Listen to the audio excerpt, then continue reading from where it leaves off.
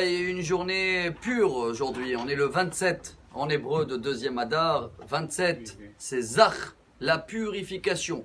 C'est vrai, on est 18 jours avant le contrôle technique. Je ne parle pas de la voiture, bien sûr. Je parle de notre corps et de notre âme. Et pour cela, il y a des préparations à faire avant Pessah, qu'on a déjà commencé, je pense, chacun de nous.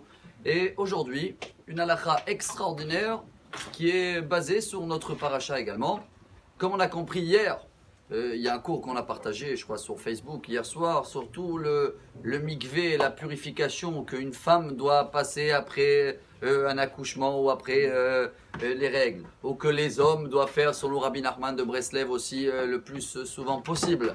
On a vu que le mikvé va rendre pur. D'où on a la source que dans la Torah, que des ustensiles ou des hommes ou des femmes doivent passer au mikvé. Et ce sera pareil pour nous aujourd'hui, les règles pour cacheriser toute la vaisselle qu'on va vouloir utiliser pour Pessah. La source se trouve dans la paracha de Matot, Bamidbar, chapitre 31. Là-bas, après la guerre contre Midian, le peuple d'Israël sont revenus avec beaucoup des ustensiles et ils ont demandé qu'est-ce qu'il faut faire. Moshe les a dit, tout ce qui a été utilisé dans le feu va rejeter ce qui est mauvais, va être pur et cachère en repassant par le feu. Et tout ce qui a touché le feu, mais avec du liquide, les marmites, les poêles, on met toujours de l'huile, etc. On va devoir le tremper dans l'eau bouillante. Mais il va devoir aussi passer au mikvé pour rentrer dans la possession, on dit en français. Oui, on voit possession. Alors, pour cacheriser, pour Pessah, on n'a pas besoin après de passer dans l'eau bouillante ou dans le feu, de repasser dans le mikvé, parce que c'était toujours dans notre possession.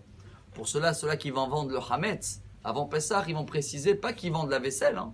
Je vends le hametz. S'ils ont vendu la vaisselle, oui, selon la halakha, ils vont devoir le retremper dans l'eau. Tout ça, c'est le côté technique et je pense que chacun connaît les règles et les apprend. Mais maintenant, pour le contrôle technique de notre âme, chers amis.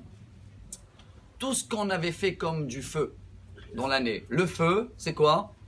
L'orgueil, la colère. Si on veut être cachère les Pessah, si on veut enlever, avoir une bonne ségoula, de ne pas se mettre en colère, sachez que dans ces 18 jours qu'il arrive jusqu'au contrôle technique, on va avoir des moments où on va essayer de presque se mettre en colère. Si on se retient, on a nettoyé tout le feu, tout le colère et tout le hametz qu'on a avalé dans l'année dans la colère et dans l'orgueil. Et l'eau, c'est quoi?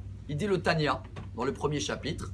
L'eau, c'est tout dans ce qui est dans le cerveau, qui fait développer l'imaginisation, comme ça on dit. Tout ce qu'on imagine, comme l'eau, ça fait pousser des plantes. Alors tout ce que je pense, des mauvaises pensées, des pensées étranges, où j'imagine, et des choses qui ne sont pas bonnes, comment on va pouvoir se purifier et devenir cacheur les Pessah? À partir d'aujourd'hui, dans les 18 jours qui nous restent, chaque fois que je vois qu'il y a des pensées étranges, je me rappelle, non, c'est pas des pensées étranges, c'est moi qui les laisse rentrer. Je vais lutter contre ça, et dans ce cas-là, j'ai fait la cacherisation et de technique de la vaisselle, et de notre corps et notre âme, et comme ça on est cachère les Pessah, une journée pure et excellente. Amar Rabbi Elazar, Amar Rabbi Hanina.